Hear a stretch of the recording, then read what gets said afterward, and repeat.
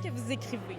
J'ai écrit un livre qui est un peu, je dirais pas historique, mais ça se passe dans le temps là, des chevaliers, des vikings, mais il y a des sorcières. Moi, je suis une grande fan de sorcellerie, donc c'est très subtil, il n'y a pas beaucoup de fantaisie, c'est pas dans les créatures mythiques, mais c'est quelque chose qui est une histoire qui est assez attachante pour les gens qui aiment le mystère puis les petites tournures d'événements.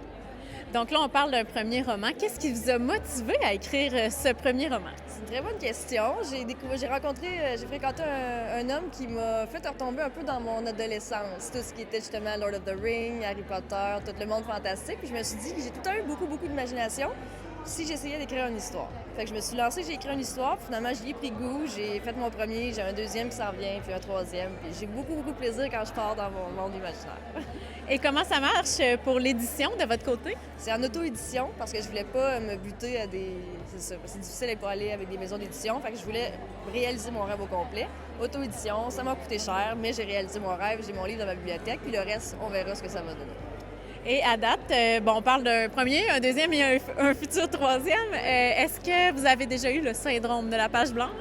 Non, c'est assez rare. Quand je commence à écrire, ça déboule. Faut juste que, tu sais, des fois, je prends le temps de m'asseoir, puis là, je me pose une question, qu'est-ce qui va se passer ensuite? Mais quand je commence à écrire, ça déboule. L'écriture, c'est vraiment ce qui est le plus facile à faire. Après, la correction, la révision est plus difficile, mais l'écriture, j'ai aucun problème avec ça. Et est-ce que vous diriez que la langue française, c'est important pour vous?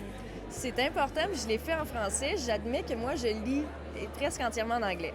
Une grande fan de romans fantastiques anglais. Je trouve que c'est plus, tu sais, moi, on parle dans le temps qu'on parlait de My Lord, My Lady, je trouve que ça se traduit pas bien en français.